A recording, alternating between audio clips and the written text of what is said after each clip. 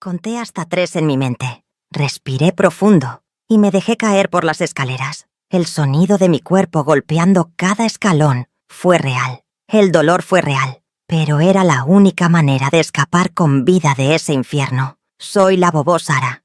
Y lo que voy a contarles hoy nunca se lo había dicho a nadie. Fingí mi muerte para escapar de mi esposo violento. Pero déjenme contarles cómo llegué a ese punto. Porque lo que descubrí después, nunca imaginé que las cosas pudieran ser aún peores. Tenía 23 años cuando conocí a Roberto en la plaza central de mi pueblo en Honduras. Era 1978. Y yo era una muchacha inocente que trabajaba en la panadería de mi tía Marta. Roberto llegó ese verano desde la ciudad, elegante, con su camisa blanca impecable y su sonrisa que prometía el mundo entero. Me cortejó durante 3 meses, siempre caballeroso, siempre atento. Traía flores cada domingo después de misa. Mi madre estaba encantada. Mi padre, don Esteban, un hombre serio y trabajador, le dio su bendición sin pensarlo 2 veces. Me casé en diciembre de ese mismo año. Recuerdo el vestido blanco que mi abuela había bordado durante meses, cada puntada hecha con amor y esperanza. La iglesia estaba llena de gardenias, mis flores favoritas. Roberto me susurró al oído durante la ceremonia que me haría la mujer más feliz del mundo. Yo le creí. Dios mío, ¿cómo le creí? Los primeros 3 meses fueron un sueño. Nos mudamos a su casa en la capital, una construcción de 2 pisos con un jardín pequeño, donde sembré tomates y cilantro. Roberto trabajaba en una empresa de exportación, salía temprano y regresaba tarde. Yo me dedicaba a ser la esposa perfecta que me habían enseñado a ser. Cocinaba sus comidas favoritas, mantenía la casa impecable, planchaba sus camisas hasta que quedaban sin una sola arruga. Pero todo cambió una noche de marzo. Roberto llegó más tarde que de costumbre, oliendo hacia alcohol. No era la primera vez que tomaba, pero esa noche había algo diferente en sus ojos, algo oscuro que nunca había visto antes. La cena se había enfriado en la mesa. Yo la había calentado 3 veces esperándolo. Cuando le pregunté dónde había estado, su mano voló tan rápido que ni siquiera la vi venir. La bofetada me tiró al suelo. El sabor metálico de la sangre llenó mi boca. Me quedé ahí, en el piso de la cocina, tocándome la mejilla hinchada, sin poder creer lo que acababa de pasar. Roberto se quedó parado sobre mí, respirando fuerte, y luego dijo algo que nunca olvidaré. Una esposa no cuestiona a su marido. ¿Me entendiste, Sara? Esa noche lloré en silencio en el baño hasta que amaneció. Al día siguiente, Roberto actuó como si nada hubiera pasado. Me trajo flores, gardenias, las mismas de nuestra boda. Me pidió perdón de rodillas, llorando, jurando que nunca volvería a pasar, que había sido el alcohol, que estaba bajo mucha presión en el trabajo. Yo quise creerle, necesitaba creerle, pero eso era solo el comienzo. Las golpizas se volvieron más frecuentes, cada 2 semanas, luego cada semana, luego casi todos los días. Cualquier cosa podía desatarlas.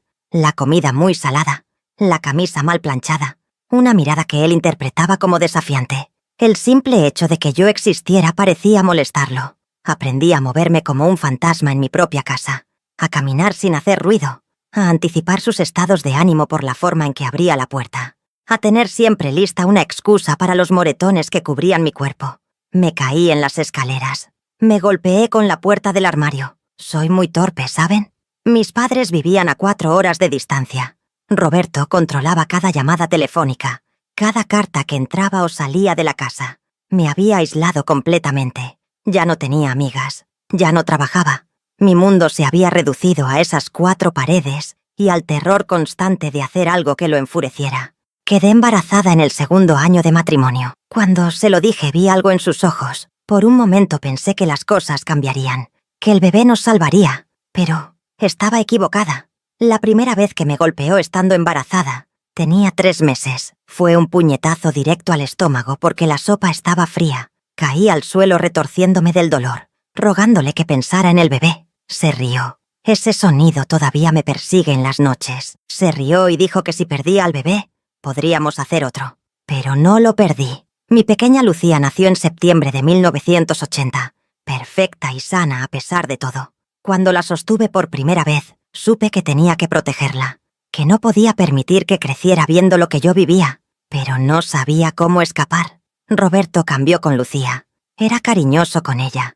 La cargaba, le cantaba, pero conmigo era peor que nunca. Ahora tenía otra excusa para golpearme. Si la niña lloraba, si no dormía bien, si su ropa no estaba perfectamente limpia. Todo era mi culpa. Una noche, cuando Lucía tenía 6 meses, Roberto llegó más borracho que nunca. La golpiza fue tan brutal que perdí el conocimiento. Cuando desperté, estaba en el hospital. Una vecina había escuchado mis gritos y llamó a una ambulancia. Roberto les dijo a los doctores que me había caído por las escaleras. Otra vez las escaleras. La enfermera que me atendió se llamaba Carla. Era una mujer mayor, de unos 50 años, con ojos amables, pero cansados. Mientras me curaba las heridas, me susurró algo que cambió todo. «Mija, yo también pasé por esto. 25 años aguanté a un hombre que me golpeaba. ¿Sabes qué me salvó? Fingir que aceptaba mi destino mientras planeaba mi escape en secreto. Me dio un papel con un número telefónico, un refugio para mujeres maltratadas que operaba en secreto. Pero me dijo algo más, algo que sonaba imposible pero que plantó una semilla en mi mente. A veces, para que un hombre así te deje ir, tienes que dejar de existir para él. Tienes que morir». No entendí completamente lo que quería decir en ese momento. Roberto llegó al hospital furioso porque me habían atendido sin su permiso. Me llevó a casa esa misma noche, con las costillas rotas y el ojo morado. Los siguientes meses fueron los más oscuros de mi vida. Roberto se volvió más paranoico. Empezó a revisar cada rincón de la casa buscando evidencia de que yo planeaba dejarlo. Encontró el número del refugio que Carla me había dado. La golpiza que siguió casi me mata, pero algo había cambiado en mí. El miedo seguía ahí, pero también había crecido algo más fuerte, una determinación fría y calculadora. Si iba a sobrevivir, si iba a salvar a mi hija, tenía que ser más inteligente que él. Empecé a observarlo, a estudiar sus patrones. Roberto era una criatura de hábitos. Salía de la casa a las 7 de la mañana. Regresaba entre las 7 y las 8 de la noche. Los viernes bebía más. Los sábados dormía hasta tarde. Los domingos íbamos a misa, donde yo tenía que sonreír y actuar como la esposa perfecta. Comencé a guardar dinero, centavos aquí y allá del mercado. Un billete que encontraba en los pantalones de Roberto cuando los lavaba. Lo escondía dentro del colchón de la cuna de Lucía, en un pequeño corte que hice con cuidado. Pero Roberto tenía un secreto, uno que descubrí completamente por accidente y que lo cambió todo. Una tarde, mientras limpiaba su oficina en casa, encontré una caja de zapatos en el fondo del armario. Dentro había cartas, docenas de cartas, todas de una mujer llamada Elena. Cartas de amor, cartas que hablaban de un hijo, de un niño que Roberto había tenido con ella antes de casarse conmigo. Pero eso no era todo. Entre las cartas había fotos, fotos de Roberto con Elena y el niño, fotos recientes, fotos tomadas el mes pasado. Roberto tenía otra familia. Había estado viviendo una doble vida todo este tiempo. El shock inicial dio paso a algo inesperado. Una oportunidad. Si Roberto tenía otra familia, significaba que viajaba, que tenía rutinas fuera de nuestra casa, que había momentos en los que su atención no estaba completamente en mí. Y más importante, significaba que si yo desaparecía, él tendría a dónde ir, tendría con quién consolarse. Pasé semanas pensando en cómo usar esta información. No podía simplemente irme. Roberto me encontraría. Era un hombre con conexiones, con amigos en la policía. Ya me había amenazado suficientes veces, diciéndome que si alguna vez intentaba dejarlo, me encontraría y me mataría, y luego se quedaría con Lucía. Fue entonces cuando recordé las palabras de Carla. Tienes que dejar de existir para él, tienes que morir. La idea era descabellada, peligrosa, pero mientras más pensaba en ella, más posible parecía. Si Roberto pensaba que yo estaba muerta, no me buscaría. Podría tomar a Lucía y desaparecer, comenzar una nueva vida en otro lugar. Empecé a planear cada detalle. Primero necesitaba documentos. Contacté en secreto a una prima mía, Beatriz, que vivía en Guatemala. Le conté parte de la verdad, suficiente para que entendiera que mi vida estaba en peligro. Ella aceptó ayudarme. Beatriz me consiguió documentos falsos, una nueva identidad para mí y para Lucía. Nos llamaríamos María y Carmen Flores. Serían madre e hija de un pueblo remoto en Guatemala. También me ayudó a abrir una cuenta de banco en Guatemala, donde pude depositar Poco a poco, el dinero que había estado ahorrando. Luego vino la parte más difícil. Necesitaba que Roberto creyera que yo había muerto. Pero tenía que ser creíble. Tenía que ser un accidente que nadie cuestionara. Las escaleras, siempre las malditas escaleras. Durante semanas empecé a actuar más torpe de lo usual. Me caía más seguido. Me tropezaba con las cosas. Roberto empezó a burlarse de lo patética que era. ¡Perfecto! También empecé a hablar de lo cansada que estaba, de cómo me mareaba últimamente. Le dije a las vecinas que el doctor me había dicho que tenía la presión baja, que a veces me daban mareos. Planté las semillas de la historia que vendría después. La fecha que elegí fue el 15 de marzo de 1982, un viernes. Roberto siempre bebía más los viernes. Siempre llegaba más tarde y más agresivo. Esa mañana, besé a Lucía más tiempo que nunca. Tenía casi 2 años, y era la luz de mi vida. Le susurré al oído que pronto estaríamos a salvo, que mamá iba a arreglar todo. Preparé todo meticulosamente. Llamé a Beatriz desde un teléfono público durante el mercado. Todo estaba listo. Ella me esperaría en la frontera con Guatemala al día siguiente. Tenía los pasajes de autobús escondidos en mi sostén. Cuando Roberto llegó esa noche, estaba exactamente como lo esperaba. Borracho y furioso por algo que había pasado en el trabajo. La cena, por supuesto, no era de su agrado. Nunca lo era los viernes. La golpiza comenzó en la cocina. Puños, patadas, palabras más hirientes que los golpes físicos. Pero esta vez yo necesitaba que fuera peor. Necesitaba que fuera brutal, porque necesitaba una excusa para lo que vendría después. Lo provoqué, algo que nunca había hecho antes. Le dije que sabía de Elena, que sabía del niño. Los ojos de Roberto se volvieron completamente negros. El terror que sentí en ese momento fue real. Por un segundo pensé que me había equivocado, que realmente me iba a matar ahí mismo. Me golpeó con una furia que no había visto antes.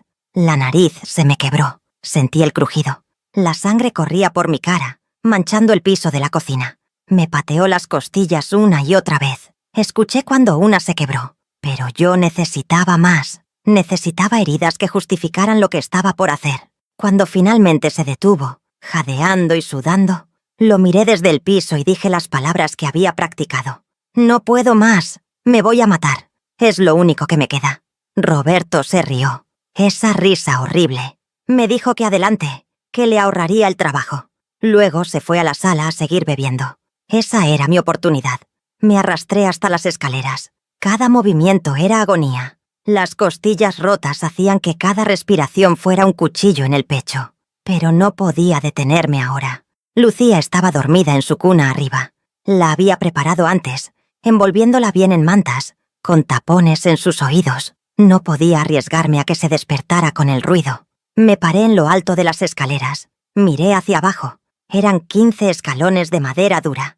Esto iba a doler mucho, pero era mi única oportunidad. Conté hasta 3 en mi mente. 1. Pensé en mi madre, en cómo lloraría cuando se enterara de mi muerte. 2. Pensé en Lucía, en la vida que le daría lejos de este infierno. 3. Me dejé caer. El sonido fue horrible. Mi cuerpo golpeando cada escalón. El dolor era indescriptible. Sentí cuando mi brazo izquierdo se quebró, cuando mi cabeza golpeó el borde de un escalón. La sangre empezó a brotar inmediatamente. Caí al pie de las escaleras en un montón. No tuve que fingir estar inconsciente. Casi lo estaba. El dolor era tan intenso que mi visión se nublaba. Escuché los pasos de Roberto acercándose. Sentí su aliento a alcohol cuando se inclinó sobre mí. Me tocó el cuello, buscando pulso. Yo había practicado esto. Contener la respiración. Relajar completamente el cuerpo. ¡Mierda!, lo escuché murmurar. ¡Mierda, mierda, mierda! Por primera vez, escuché miedo en su voz. Se alejó. Lo escuché marcar el teléfono, llamando a la ambulancia, reportando que su esposa se había caído por las escaleras, que no respondía, que había mucha sangre. Mientras esperábamos a la ambulancia, Roberto me levantó la cabeza. Por un momento sentí algo parecido a ternura en sus manos. Estaba llorando, diciéndome que no me muriera, que lo perdonara, que me amaba. Las mentiras sonaban casi verdaderas. Los paramédicos llegaron. Me pusieron en una camilla. Roberto iba a subirse a la ambulancia, pero uno de los paramédicos le dijo que no había espacio, que lo veríamos en el hospital. Podía escuchar la frustración en la voz de Roberto, pero no podía hacer nada. En la ambulancia, abrí los ojos apenas. El paramédico, un hombre joven llamado Marcos, me miró sorprendido. Señora, pensamos que había perdido el conocimiento. Ayúdeme, susurré. Por favor. Mi esposo, él me hizo esto. Necesito escapar. Tiene que ayudarme. Marcos miró a su compañera, una mujer llamada Rosa. Se comunicaron con solo una mirada. Rosa asintió. ¿Qué necesita?, preguntó Marcos. ¿En el hospital? Díganle que morí. Por favor. Es la única manera de que me deje ir. Era una petición imposible. Lo sabía, pero tenía que intentarlo. Rosa se inclinó sobre mí. Mi hermana murió a manos de su esposo. Nadie la ayudó a tiempo. Te voy a ayudar, mija. Pero tienes que hacer exactamente lo que te digamos. No podía creer mi suerte. De todas las ambulancias, de todos los paramédicos en la ciudad, había encontrado a alguien que entendía, que había vivido el dolor de perder a alguien por la violencia doméstica. Me explicaron el plan rápidamente. Llegaríamos al hospital. Me ingresarían en una sala privada. Rosa conocía a una doctora, la doctora Mendoza, que también había ayudado a otras mujeres en situaciones similares. Ella falsificaría mi certificado de defunción. Oficialmente moriría de trauma craneal severo causado por la caída.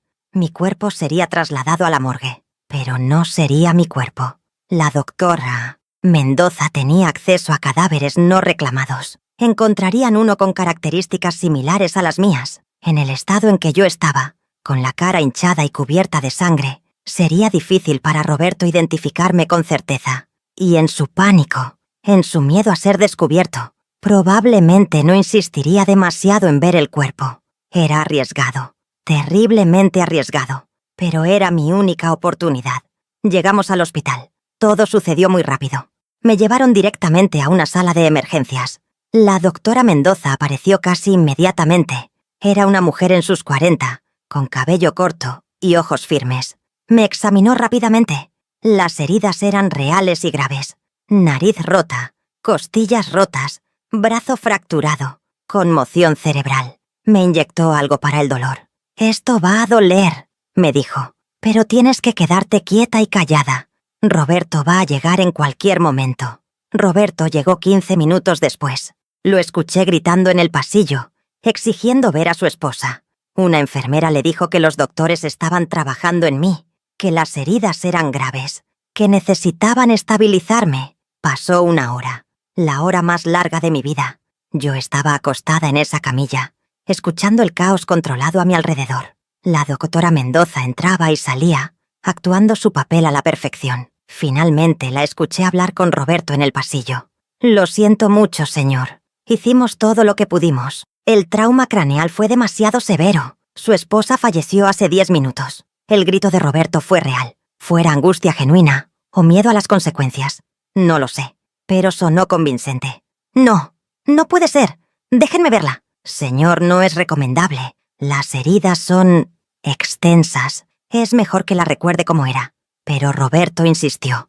Tenía que verme. La doctora Mendoza entró rápidamente a la sala donde yo estaba.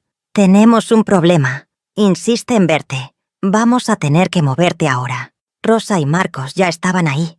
Me envolvieron completamente en sábanas, incluyendo la cara. Me llevaron rápidamente por un pasillo lateral mientras otro equipo llevaba al cadáver, sustituto a la sala donde yo había estado. Me escondieron en un armario de suministros. Tenía que quedarme ahí, completamente quieta y en silencio, mientras Roberto identificaba el cuerpo. Podía escuchar todo, sus pasos acercándose. La doctora Mendoza levantando la sábana solo lo suficiente para mostrar la cara del cadáver. Roberto llorando, confirmando que sí, que era su esposa Sara. «¿Cómo pudo pasar esto?», sollozaba. Ella se cayó por las escaleras. Estaba ahí, y de repente, ¿por qué no la salvaron? Estaba actuando. Tenía que ser actuación. Pero una parte de mí quería creer que había algo real en ese dolor. Que tal vez, en algún lugar profundo, Roberto sí había sentido algo por mí alguna vez. Pero no importaba ya. Sara había muerto. Yo era libre. Roberto finalmente se fue. Rosa vino a sacarme del armario. «Tienes que irte ahora. En cualquier momento alguien más puede venir». La doctora Mendoza me dio ropa limpia, pantalones y una camisa simple, un pañuelo para cubrir mi cabello. Me ayudó a cambiarme, trabajando alrededor del brazo enyesado y las costillas vendadas. «Tu hija está con Marcos», me dijo. La sacamos de tu casa mientras Roberto estaba aquí. Una vecina nos ayudó. Está a salvo. Lucía, mi bebé. Todo esto había sido por ella. Tienes que irte del país, continuó la doctora Mendoza. Roberto eventualmente va a sospechar. Cuando no encuentre tu cuerpo en la tumba, cuando empiece a hacer preguntas, no puedes quedarte en Honduras. Ya lo sabía. Beatriz me estaba esperando en la frontera. Marcos me llevó en su auto personal. Era pasada la medianoche. Las calles estaban casi vacías. Lucía estaba dormida en el asiento trasero, envuelta en una manta. Cuando la vi, no pude contener las lágrimas. Estaba a salvo. Estábamos a salvo. El viaje a la frontera tomó 5 horas. Marcos manejó toda la noche. No hablamos mucho. ¿Qué se puede decir después de algo así? Cuando llegamos al punto de encuentro, Beatriz ya estaba ahí. Corrió hacia mí y me abrazó, cuidadosa de no lastimarme. Prima, pensé que nunca te volvería a ver. Marcos se despidió rápidamente. Tenía que regresar antes de que notaran su ausencia. Le agradecí. Las palabras se sentían insuficientes para lo que había hecho por mí. Cruzamos la frontera con nuestros documentos falsos. María y Carmen Flores. El oficial de inmigración ni siquiera miró 2 veces. Solo otra madre con su hija, buscando una vida mejor. Beatriz nos llevó a su casa en Guatemala City. Vivió en un pequeño apartamento en un barrio modesto. Nos quedamos ahí las primeras semanas mientras yo me recuperaba físicamente. Pero recuperarse emocionalmente era otra cosa. Las primeras noches en Guatemala fueron las más difíciles. No podía dormir. Cada ruido me hacía saltar. Cada hombre que veía en la calle me recordaba a Roberto. Me despertaba gritando de pesadillas donde él me encontraba, donde me mataba de verdad esta vez. Lucía era demasiado pequeña para entender completamente lo que había pasado. Preguntaba por papá. Cada vez que lo hacía, mi corazón se rompía un poco más. ¿Qué le decía? ¿Que su padre era un monstruo? ¿Que había tenido que fingir mi muerte para escapar de él? Le dije que papá estaba muy lejos, que no podríamos verlo por un tiempo. Ella eventualmente dejó de preguntar. Beatriz me consiguió trabajo limpiando casas. El dinero no era mucho, pero era suficiente. Y más importante, era mi dinero. Dinero que yo ganaba. Dinero que nadie podía quitarme. Pasaron los meses. Lentamente, muy lentamente, empecé a sanar. Las costillas se soldaron. El brazo se curó. La nariz quedó un poco torcida, pero no me importaba.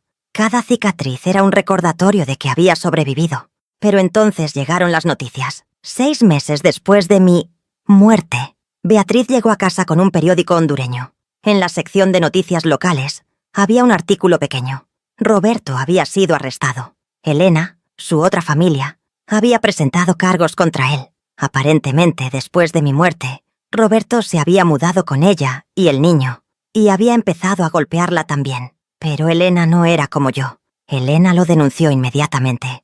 Durante la investigación salieron a la luz cosas horribles. Roberto había estado involucrado en negocios ilegales, lavado de dinero, tráfico de drogas. La empresa de exportación era solo una fachada.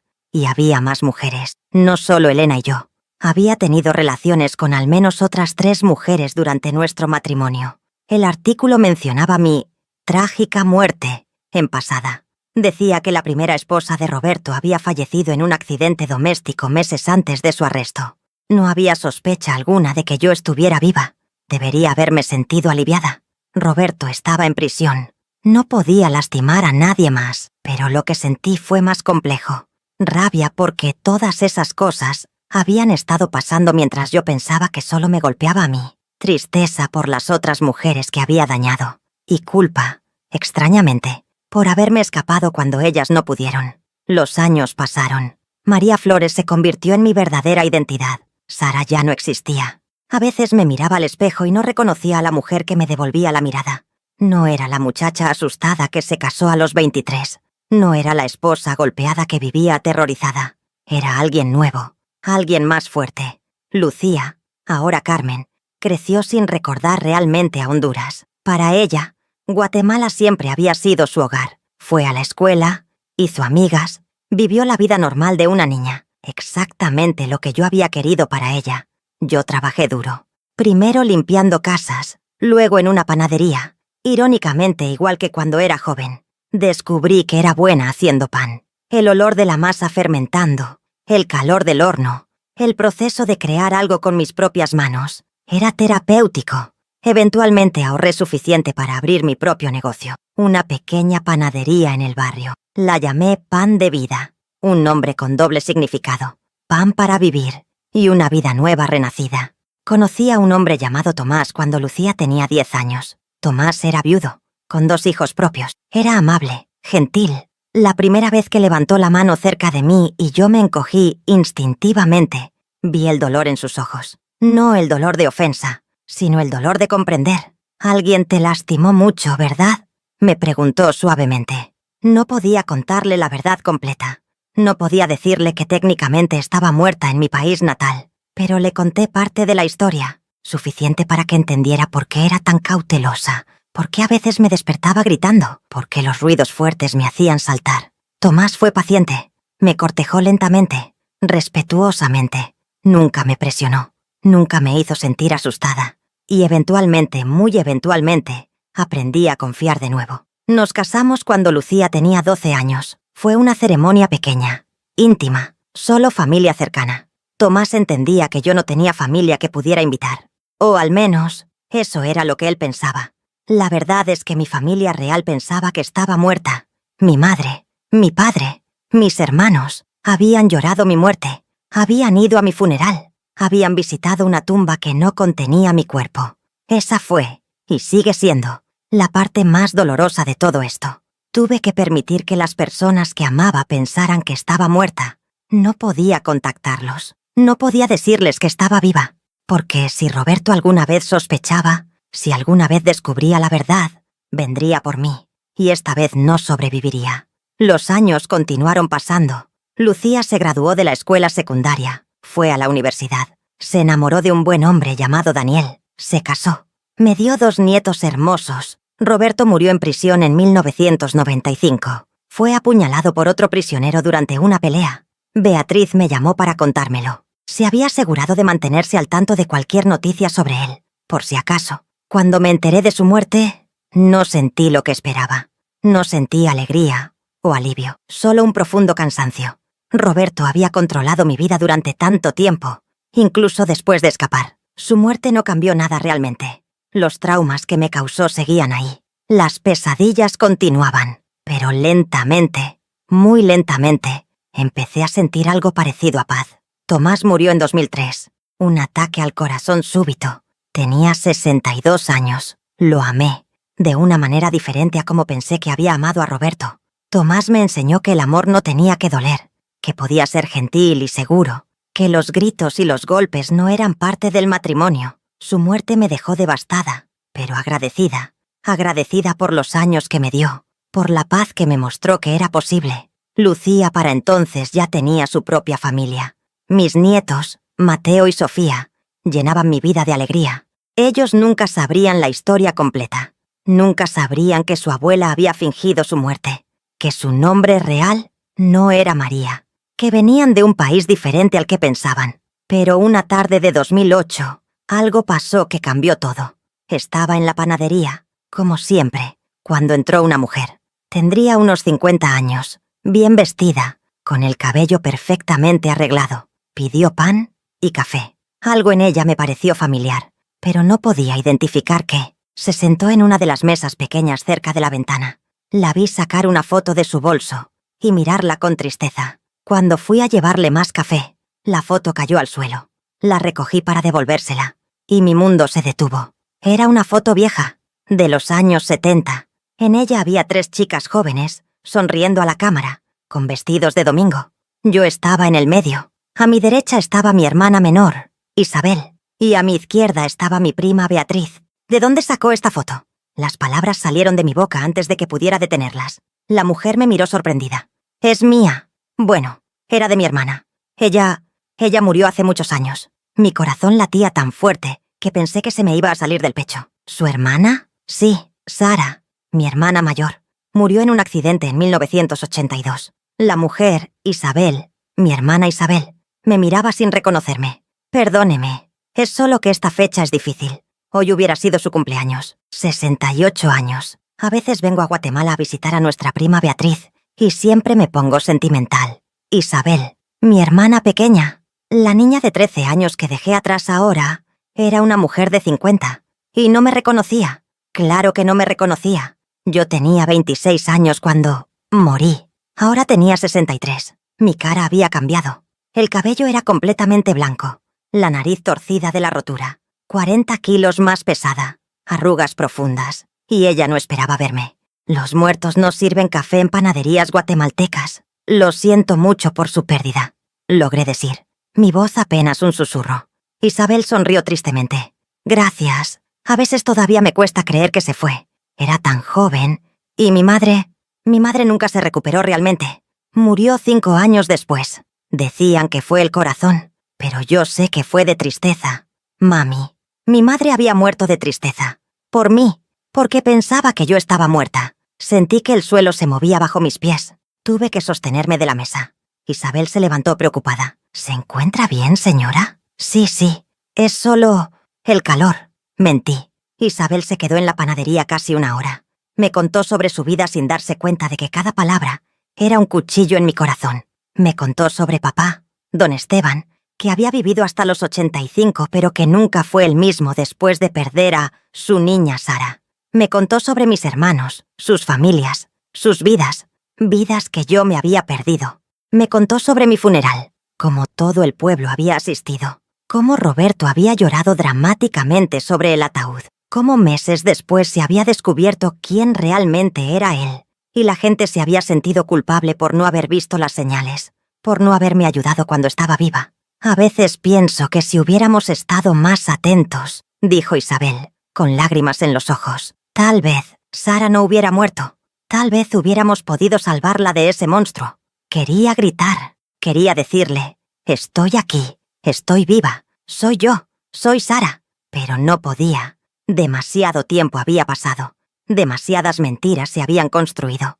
Y aunque Roberto estaba muerto, mi identidad falsa era ahora un crimen. Había falsificado documentos, había cruzado fronteras ilegalmente, había construido toda una vida basada en una mentira. Y más importante, tenía una hija, nietos, una vida aquí. Si revelaba la verdad, todo se destruiría. Cuando Isabel finalmente se fue, me derrumbé en la cocina de la panadería. Lloré como no había llorado en décadas. Lloré por mi madre que murió pensando que yo estaba muerta, por mi padre que cargó ese dolor hasta su tumba, por mis hermanos que perdieron a su hermana, por todos los cumpleaños, bodas, nacimientos que me perdí, por toda una vida que sacrifiqué para sobrevivir. Beatriz llegó esa noche.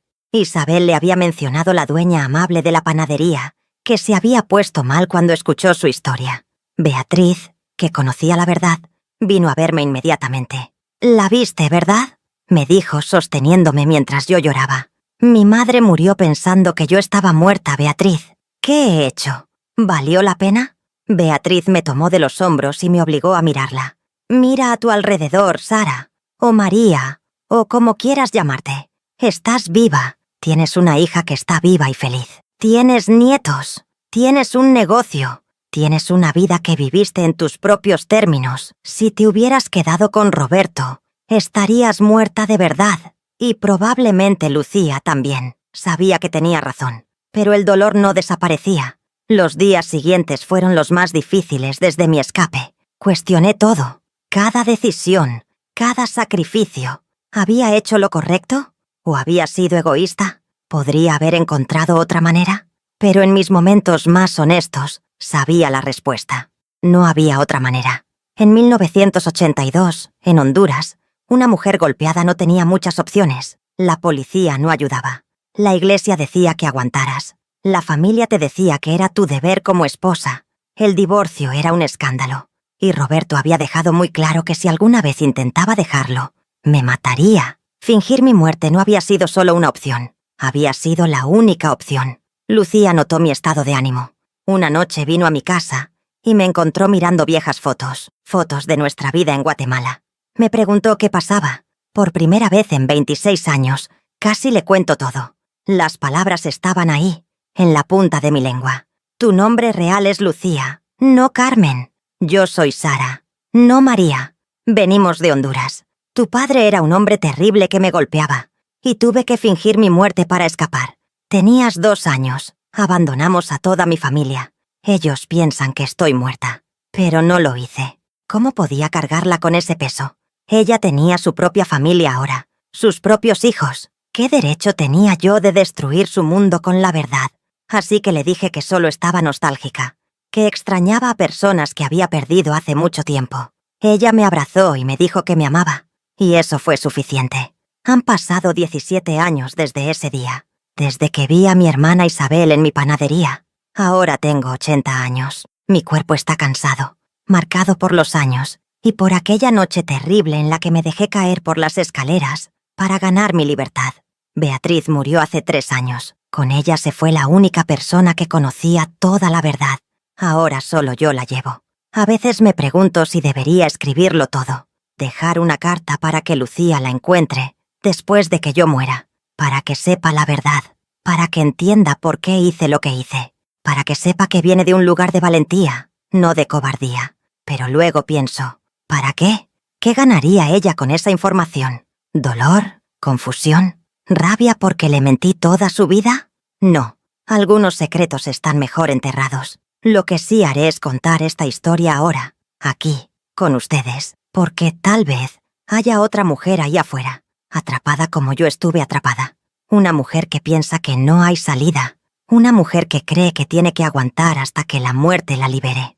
Quiero que esa mujer sepa que hay opciones. Puede que no sean fáciles. Puede que requieran sacrificios inimaginables. Puede que tengas que dejar atrás todo lo que conoces. Puede que tengas que convertirte en alguien completamente diferente. Pero es posible. Sobrevivir es posible. No les voy a mentir y decirles que no tiene costo. El costo fue alto, altísimo. Nunca volví a ver a mi madre. Nunca pude decirle que estaba viva, que estaba bien. Nunca pude abrazar a mis hermanos de nuevo. Nunca conocí a sus hijos, mis sobrinos. Perdí toda una vida, toda una familia, toda una identidad. Pero gané algo más importante. Gané mi vida. Gané la oportunidad de ver crecer a mi hija sin miedo.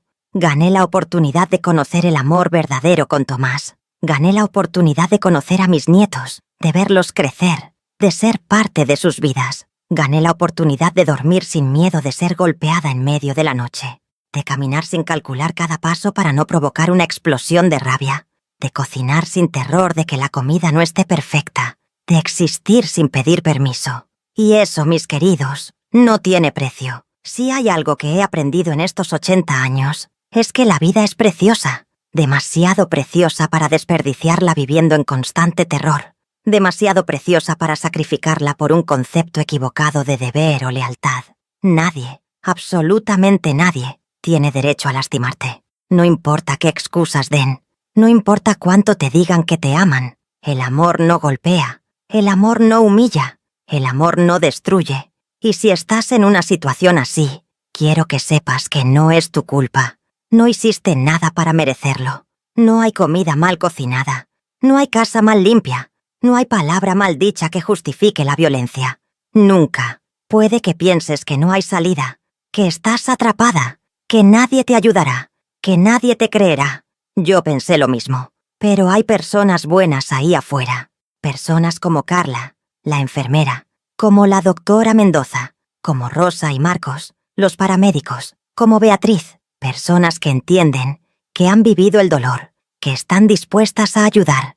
Busca ayuda. No te rindas. Tu vida vale la pena. Tu vida vale la pena salvarla, sin importar el costo. Ahora, al final de mis días, miro atrás y veo 2 vidas. Sara, la mujer que murió en marzo de 1982, al pie de unas escaleras. Y María, la mujer que nació esa misma noche, renacida del dolor y el sacrificio. Sara está enterrada en un cementerio en Honduras, una tumba con su nombre que no contiene su cuerpo, un lugar donde mi familia va a llorar a una mujer que no está realmente ahí. María está aquí, en Guatemala, en una panadería que huele a pan fresco y canela, rodeada de una familia que ama, viviendo una vida que nunca pensó que sería posible. ¿Cuál de las 2 soy yo realmente? No lo sé. Tal vez soy ambas, tal vez soy ninguna, tal vez soy algo nuevo. Algo que nació de las cenizas de quien era y el fuego de quien decidí ser. Lo que sí sé es que cada día que despierto y respiro es un regalo que me gané, un regalo que me costó todo, pero que valió cada lágrima, cada sacrificio, cada mentira. Lucía vino a visitarme esta mañana. Trajo a los niños, que ya no son tan niños. Mateo tiene 23 años ahora, estudiando medicina. Sofía tiene 21.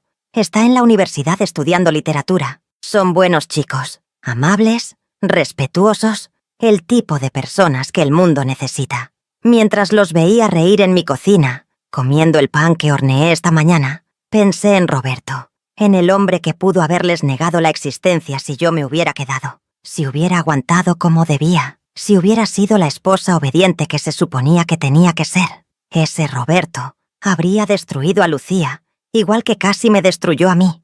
Habría roto su espíritu. Habría enseñado a mis nietos que la violencia es normal, que el miedo es parte del amor. Habría perpetuado un ciclo de abuso que podría haber continuado por generaciones. Pero ese ciclo se rompió la noche que me dejé caer por esas escaleras. Se rompió cuando decidí que mi vida, y la vida de mi hija, valían más que cualquier concepto de deber matrimonial. Se rompió cuando elegí la libertad sobre la falsa seguridad de un matrimonio que me estaba matando lentamente. No fue fácil. Nada de esto fue fácil. Hubo noches en Guatemala, especialmente al principio, donde me cuestionaba todo, donde el dolor de dejar a mi familia era tan intenso que pensaba que no podría soportarlo, donde la culpa de hacer llorar a mi madre me carcomía por dentro. Pero luego miraba a Lucía durmiendo pacíficamente en su cama, sin moretones, sin miedo, y sabía que había hecho lo correcto. Cada vez que ella reía sin preocupación, cada vez que corría libremente sin calcular sus movimientos, cada vez que hablaba sin miedo a provocar una explosión de violencia, yo sabía que había valido la pena. Ahora, al final de mi vida, cuando miro en el espejo veo las cicatrices, algunas físicas, de aquella última golpiza, y la caída por las escaleras, otras emocionales, invisibles pero igual de reales. Pero también veo algo más. Veo fortaleza, veo supervivencia, veo una mujer que se negó a ser víctima para siempre. Mi historia no es única. Sé que hay millones de mujeres que han vivido y están viviendo lo que yo viví. Algunas encuentran la manera de escapar, otras no, y eso me rompe el corazón. Si pudiera darle un mensaje a cualquier mujer que esté en una situación de violencia doméstica, sería este: tu vida vale más que cualquier matrimonio, vale más que lo que diga la familia, la iglesia, la sociedad, vale más que el miedo a estar sola, vale más que preocuparte por qué dirán los demás. Tu vida es tuya, y nadie tiene derecho a quitártela, ni siquiera lentamente, un golpe a la vez. Busca ayuda, planea, sé inteligente, sé cuidadosa, pero sobre todo, no te rindas. Hay vida después del abuso, hay felicidad después del terror, hay paz después del caos. Yo soy la prueba viviente de eso. Me arrepiento de algo, sí. Me arrepiento de no haber podido decirle a mi madre que estaba viva. Me arrepiento de los años que perdí con mi familia.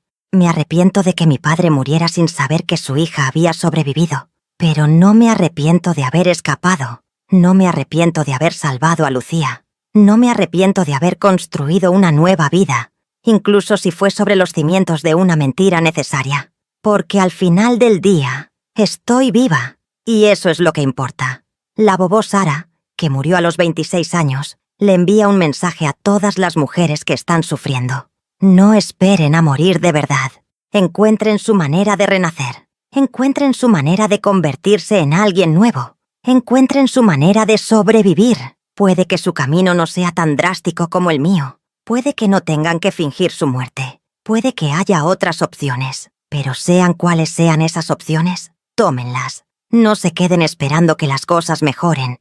No se queden esperando que Él cambie. No se queden esperando un milagro. Sean su propio milagro. Esta panadería, estos nietos, esta vida que he vivido durante casi 43 años desde aquella noche, son mi milagro. Un milagro que yo misma creé, con dolor, con sacrificio, pero con determinación inquebrantable. Y si yo pude hacerlo, tú también puedes. Entonces, mi querida, ¿qué harías tú si estuvieras en mi lugar, con un esposo que te golpeaba, con una hija pequeña que proteger, con una sociedad que te decía que aguantaras? ¿Qué harías? ¿Te quedarías? ¿Intentarías irte de manera convencional? ¿O harías lo impensable? No hay respuesta correcta.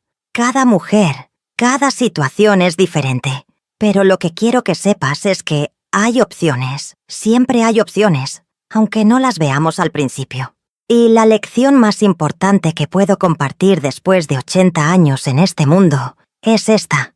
Tu vida es tu más preciosa posesión. No la entregues, no la desperdicies, no permitas que nadie te la quite, ni siquiera un pedazo a la vez. Lucha por ella, con todo lo que tienes, con todo lo que eres, porque mereces vivir, mereces ser feliz, mereces paz. Esta es mi historia, la historia de cómo la Bobó Sara murió y María nació, la historia de cómo fingí mi muerte para encontrar mi vida, la historia de miedo, fe y renacimiento. Espero que mi historia sirva de fuerza para aquellas que la necesitan, que sirva de luz en la oscuridad, que sirva de prueba de que sí es posible sobrevivir, incluso cuando parece imposible.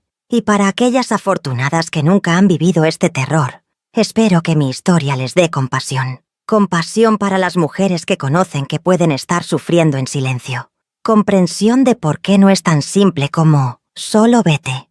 Empatía para las decisiones imposibles que a veces tenemos que tomar. Cuídenlas, ayúdenlas, no las juzguen, porque nunca sabes quién a tu alrededor está viviendo su propio infierno, sonriendo a través del dolor. Un beso de la Bobó Sara, que murió para poder vivir. Que su historia toque sus corazones y, si es necesario, les dé el valor para escribir su propia historia de supervivencia. Hasta la próxima, mis queridos. Cuídense unos a otros. Y recuerden siempre, ninguna mujer debería tener que morir, ni siquiera en papel, para poder vivir.